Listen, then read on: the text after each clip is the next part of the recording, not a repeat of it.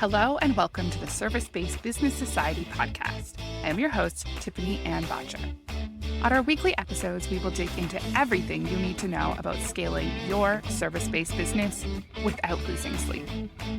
With my experience in creating over 7 figures per month and a passion for marketing, finance, and automation, this show will provide tangible tips and techniques for scaling your business. Let's get started. Hey guys, welcome back to another episode. Today we have a very special guest and I cannot wait to introduce her. She is a story-obsessed email copywriter and strategist for heart-centered women entrepreneurs and coaches, those who are on a mission to help others live a more fulfilling life. Joanne Homestead joins us, and orchestrating words that compel and sell is her magic sauce. So welcome to the show, Joanne. Hi, thanks for having me here. I'm excited to be here. So tell me a little bit about your business and how you serve service-based businesses. I am an email copywriter and strategist. So I work focusing in on email marketing. And my mission is to elevate my clients' stories and voices that they can make genuine connections with their audience through email and writing email welcome sequences, sales launch email sequences, and overall just helping with email marketing. Yes, the often underestimated copy part of the business. So how did you get into this specific part of copywriting? What was kind of your journey to becoming a copywriter? So I was a teacher for 15 years, a primary school teacher / reading interventionist / reading specialist / instructional coach. And so after 15 years, the pandemic hit and I decided to resign and start my own business. So I started as a virtual assistant, and many of my clients that I worked with were in wellness and well-being, and just really found that I loved working with this field and industry. And I did a lot of their writing because they said they had just had so much on their plates. They didn't even know what to give me as a virtual assistant. Mm-hmm. And so they asked me, what do you like to do? What do you want to do? And I said, oh, you're going to let me choose? Okay. I'd love to do your writing for you. And I also did content creation and found that graphic design is not for me. I thought maybe I would like it, but no. And I did a lot of content writing and copywriting. That was blog posts, emails, social media. And from that, I found out, wow, I just love the copywriting and I love the emails. And so I pivoted into copywriting just as a general copywriter and did web copy and all the things. And then eventually I niched into email marketing, email copywriting and strategy. Interesting. I always find the transformation journey so interesting because everyone has such a unique journey to getting to where they are now and how they've found their focus. So yeah, when you started off as a teacher, did you have any idea of wanting to start your own business on the side, or was this really kind of stemmed from the pandemic? I had no idea about this online business world, an inkling, but really it was out of my sphere. And I actually did try leaving teaching a couple times just because of the stress and overwhelm that I was having. But I just didn't know what else I could do because I loved teaching. I loved teaching kids. I loved the curriculum planning and the development and the relationships. And I even went to a career coach, and after our sessions, he said, yeah, it sounds like teaching is where you're supposed to be. I said, but I don't want to be there anymore. You're like, so this was not an effective session.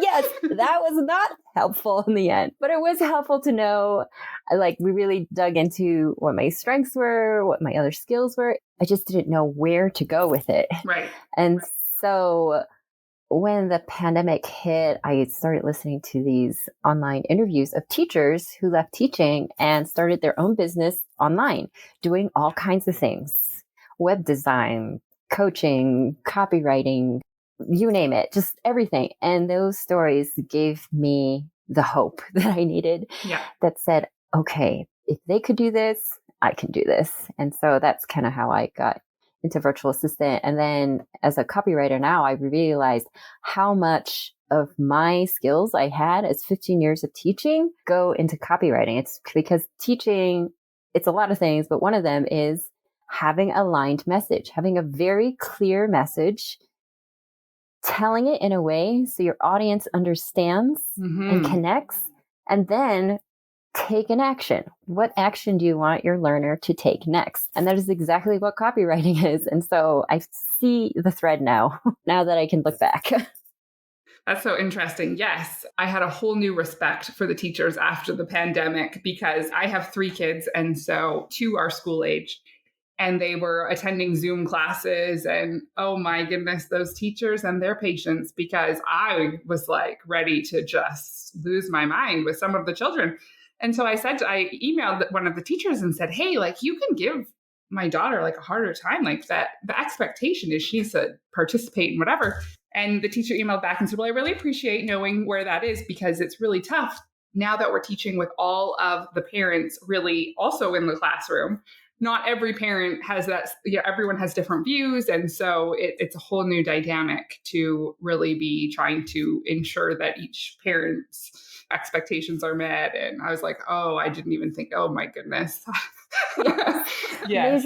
Major props. Yes, major props to teachers who have gone through the pandemic. It really was so challenging. Yes, it was so interesting to get a window into all the students' home lives because they were at home learning. That's true. Yes. Just different for everyone and tough to keep everyone's focus. You've got so many different things going on. Do you still stay in that same, you were talking about kind of that singular niche that you were with the virtual assisting work. Do you do most of your copywriting for that single industry or have you expanded into other industries? What does that look like? I have stuck in that industry. I loved it so much that I decided I wanted to keep with that when I pivoted into copywriting. So yes, I work with specifically women entrepreneurs in wellness, well-being, and mindset.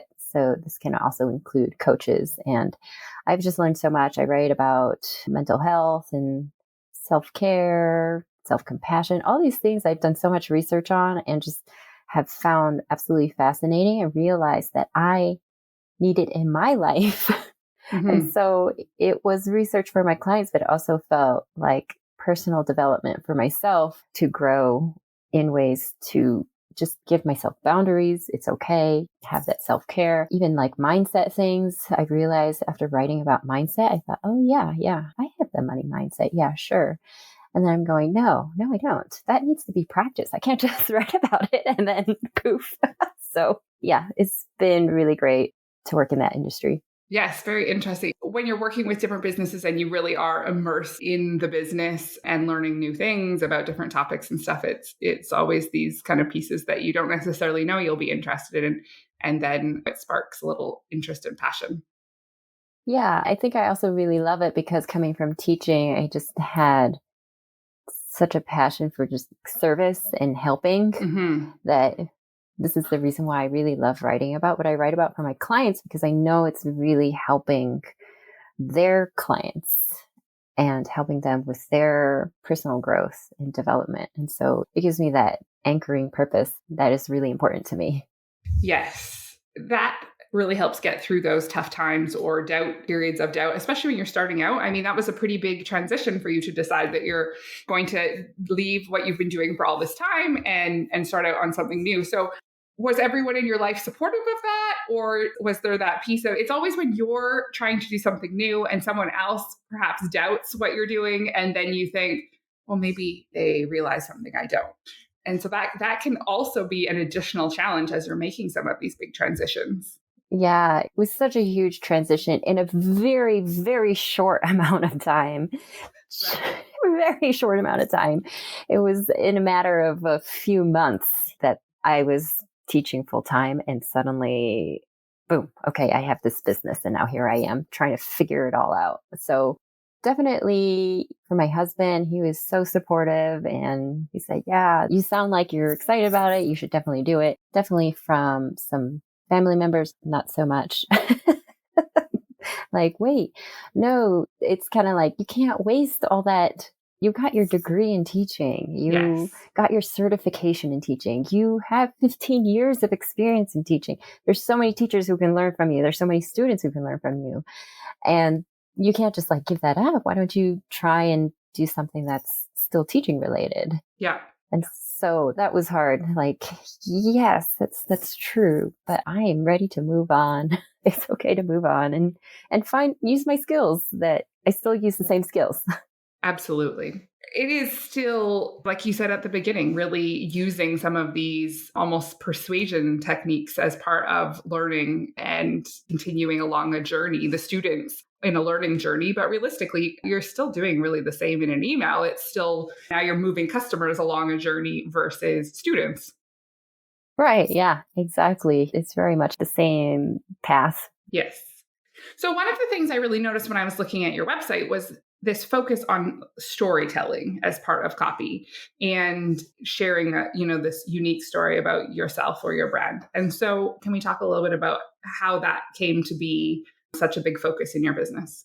Yes, that was something I kind of had to reflect on after the fact because I just kind of went this route and I'm going, why is it such a passion for me? Mm-hmm. And I realized growing up, I loved to write and I loved creative writing, but I never saw myself as a writer. That wasn't my identity. My identity was as a teacher. Right. But really, when I look back, I can see the thread now because in seventh grade, my mom said I could sign up for a summer camp through the local college.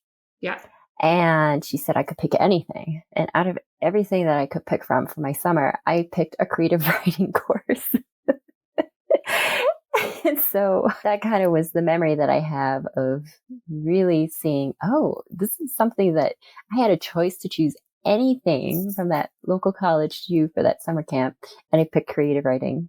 And then I can see along the way, in high school, I did the same thing. I had an elective and I took this creative writing course. And then in grad school, I took a memoir course that I almost didn't take because I was thinking, well, I'm getting my master's in education. I should take something more related to maybe culturally diverse literacy or something like that. Yeah.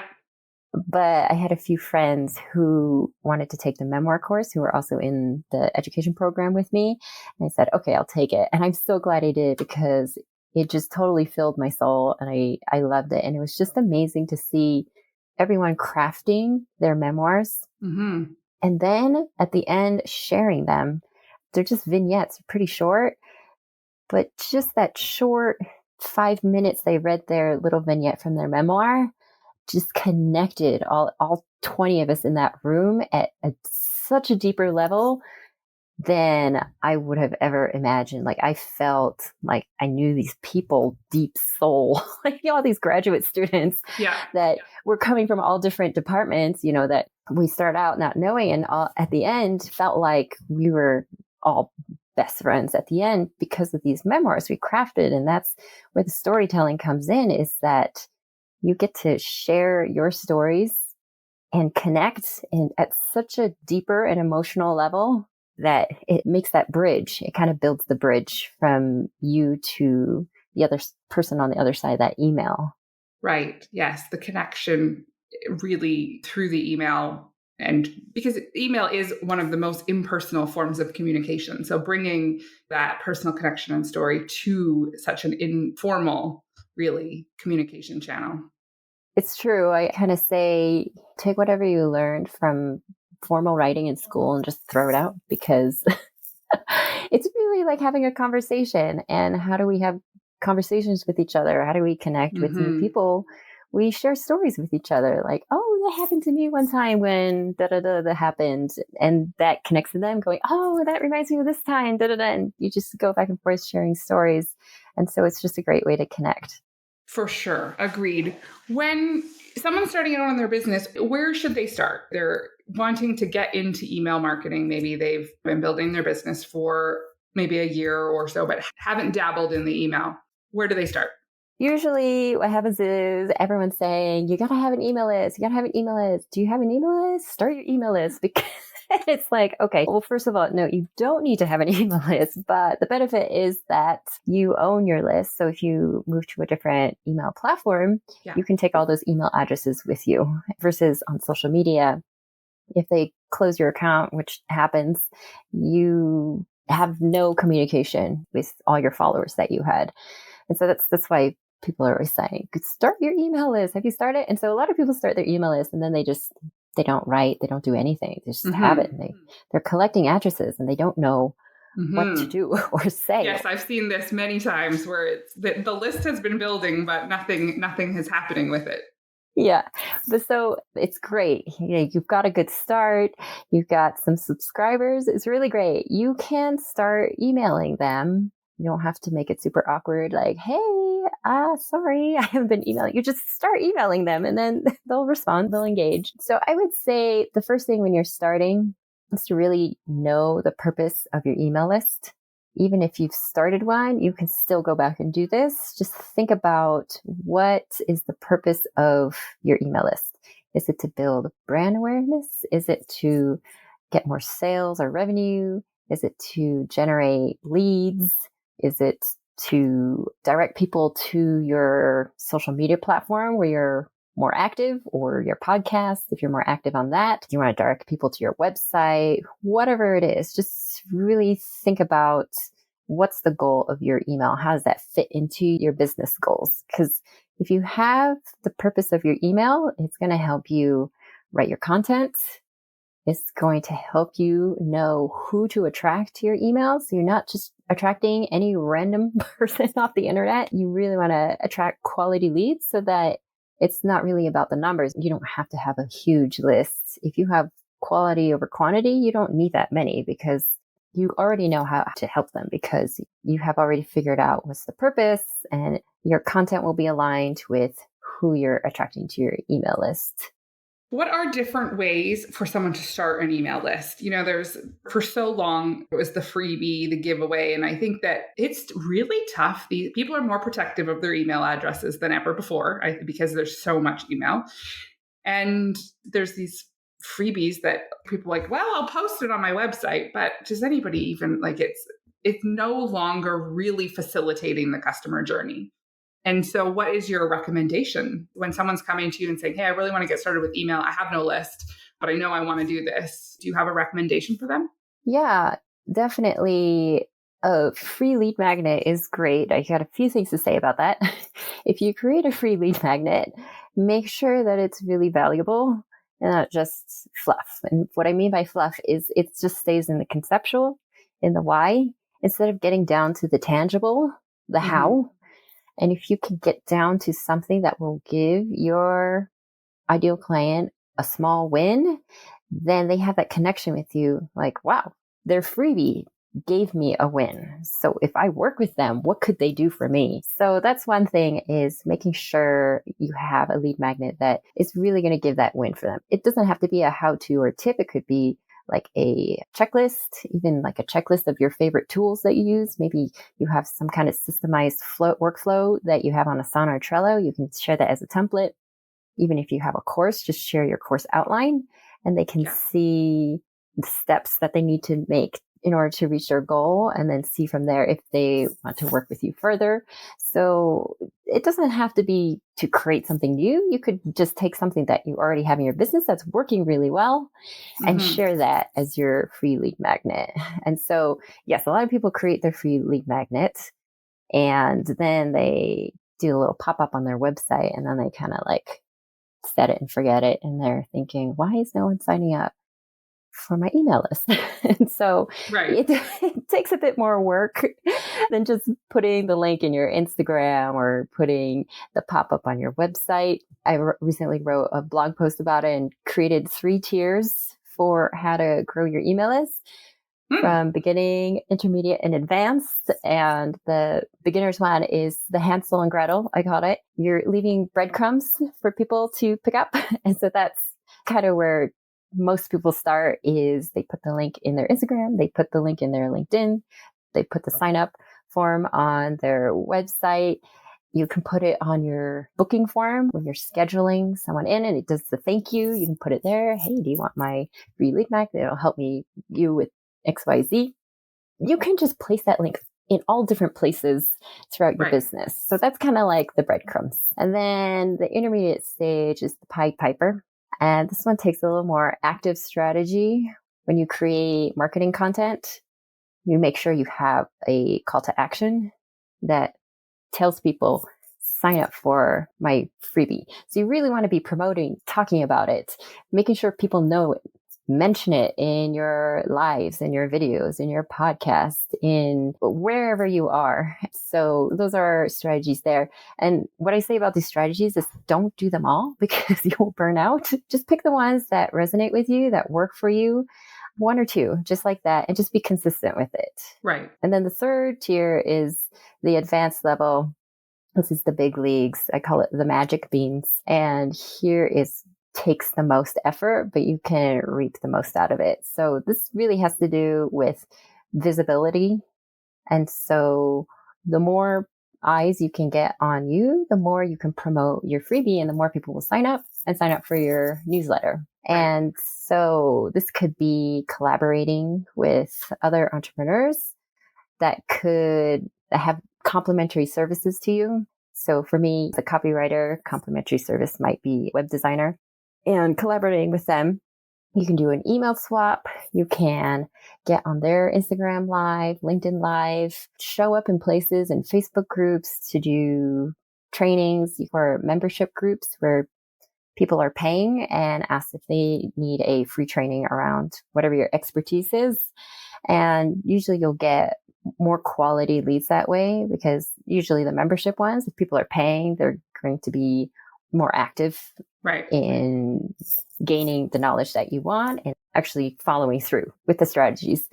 So that is the magic beans. That one takes the most effort, but really helps your visibility and just remembering to talk about your free lead magnet and talk about why it will help your ideal client. Yes, I was recently speaking to someone and we're actually working on a collaborative project now, but I have been in her Facebook community on her Instagram, Facebook for over a year. And we were talking and we were setting up some systems and processes and stuff. She starts talking to me about this ebook and she has an ebook. And I was like, you have an ebook?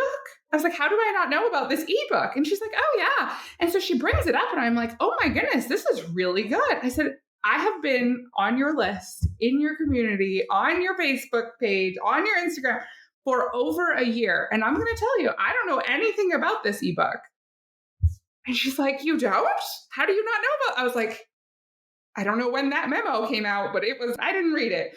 And so, it was kind of like this, oh my goodness. But sometimes I think as business owners, we feel like we've said it already and you don't want to be annoying. I hear that all the time. Oh, I don't want to be annoying.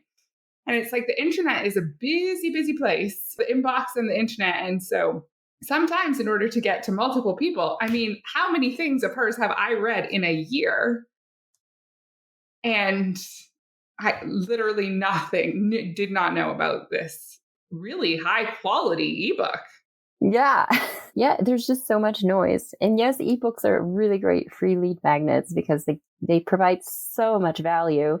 If you can just take a day to slam it out and make it into a lead magnet, it's a great one. That's so funny. A whole year, huh? I know. And she was so surprised that I was like, we were both kind of like, well, I feel like something didn't connect there. Yes. Yes, ebooks are a great one. What other kind of lead magnets can you suggest for businesses that don't have such an online focus? I think when we're in the online space, we think of all these digital products and whatnot. But what about for a business that is more a local business where they're trying to build their email list, but their web presence isn't as strong? Yeah, that's a great question. I mainly work with online businesses, so I haven't actually really thought about in person. But I would think that you can also create an ebook that has a physical copy that they can sell a physical copy of it by self-publishing. Usually what I see is giving it an incentive to sign up for an email list, just having exclusive deals, or you get to know the first thing about them, or just making sure like people even know you have an email list. Mm-hmm. But just right at the cash register, have it right there. I feel like I've signed up for a lot in my local community here, just because at the cash register, they have a little sign that says, hey, you want to sign up for our email list? And I feel like for an in-person business, because I know their brand already, because I'm physically in their Mm-hmm. store, their business, that I want to sign up because I really love what they do and their whatever it is that they're selling. Yes. And I think that that is the shift at the beginning of the pandemic that really had businesses that had no web presence. All of a sudden it was like fast forward, everyone needed some form of e-commerce. We were going to be curbside delivery and online this and whatever. And so there's kind of this initial shift that businesses have been online. But I would say that's still maybe an underdeveloped piece is these local businesses and the email list and being able to talk to your customers and in order for them to remember that you're there. Yeah, email is a great way to stay top of mind.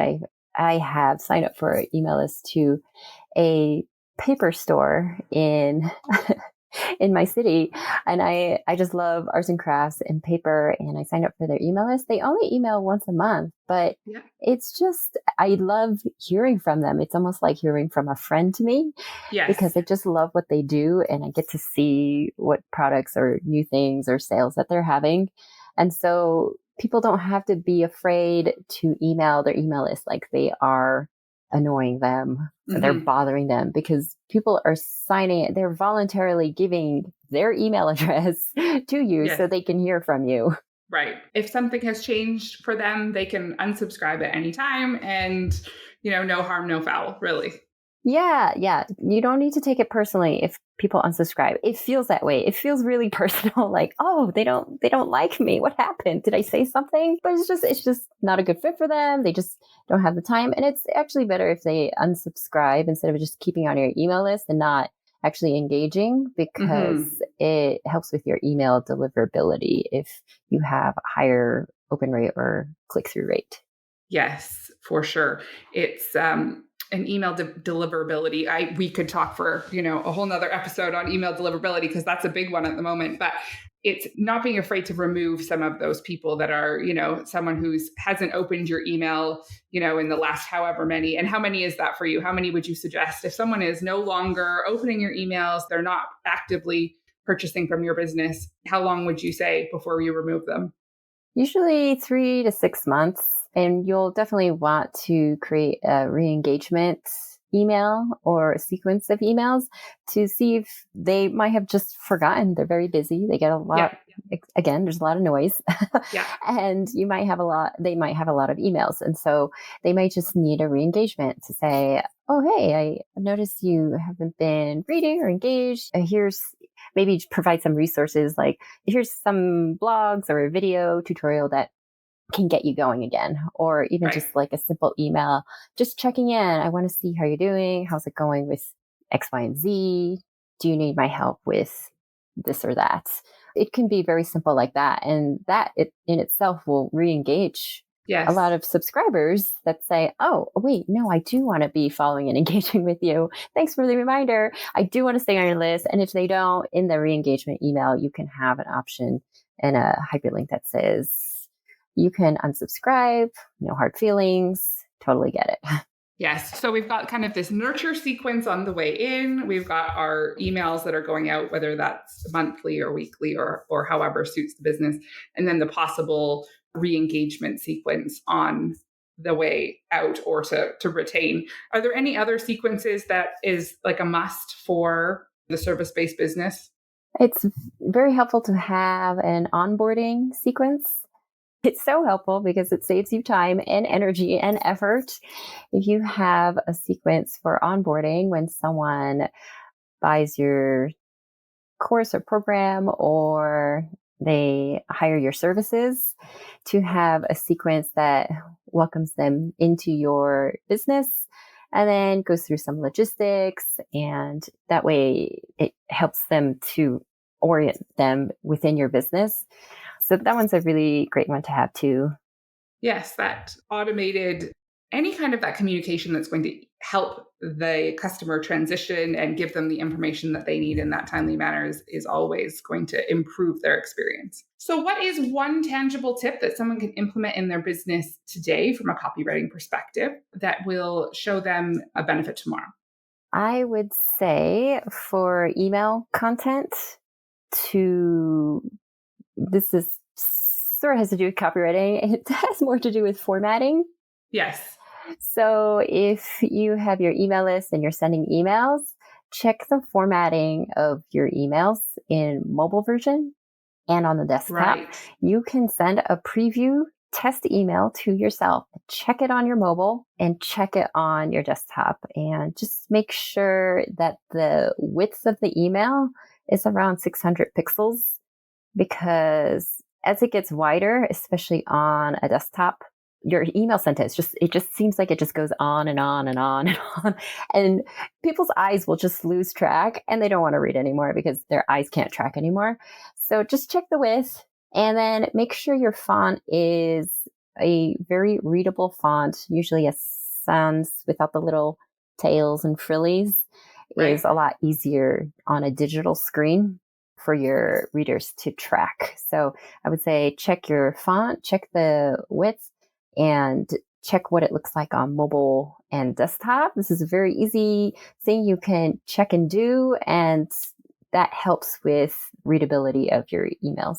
Absolutely. Such great tips. If no one can read the beautiful copy that you've written, it's all lost ultimately. And so, that functionality is so key. And those test emails and sending them to yourself and checking on the mobile and the desktop and making sure that you've really done that thorough review is really important.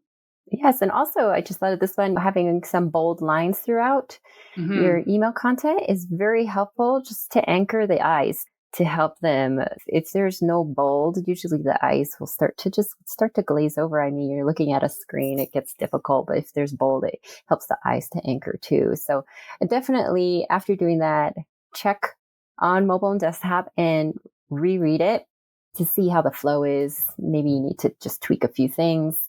And that really helps to even even the content wise. I give it 10 minutes to say it. I will look at it and go, oh, that's not exactly the message I wanted to convey here. Let me rewrite a little bit here and there. And that Right. makes such a world of a difference. Just an extra few minutes to reread and just tweak a little bit. Yes. Well, thank you so much, Joanne. I really appreciate all of your insight into copywriting and emails in general, formatting, all of these different pieces, and the importance of bringing that story and people getting to know you a little and using your email list to really help with that brand awareness and understanding of you as an entrepreneur in your business. Yeah. Thanks for having me on. Really appreciate it. Hey, Joanne, thanks so much for being here today. So, if people want to connect with you, where can they do that? So you can come connect with me on Instagram at Desk Plant Creatives. I'm also on LinkedIn. I'm using that one more. So come stop by and say hi there at Joanne Homestead Copywriter. If you just look up Joanne Homestead, apparently the last name Homestead is pretty rare in the States. And so there's only one of me. I'll be easy to Perfect. find. And then also I do, speaking of free lead magnets to get on an email list, I do have a free guide. It's called 3 Simple Steps to Irresistibly Entertaining Emails That Sell. And it is really great practical guide. I've had a lot of people say I use it as a reference all the time when I'm writing my emails, and it helps you figure out what stories you can tell, how to hook the reader into your email with the first line, and then how to segue into talking about your ask or your takeaway or your business seamlessly without having it be random and very strange. It just kind of flows and it all circles back. And so it's a really great guide to help you write your email newsletters. And even you can use it for your social media content too. And it's just a great way to, as we talked about, to connect more deeply with your audience. And it also comes with examples for each section, the story prompts. And then there are examples of actual hooks you can use, and then examples of segues. So it's just a really great reference guide. And I'm going to say it does take practice, but once you get into the groove, you're going to find it easier and easier to write. And hopefully you have fun with it.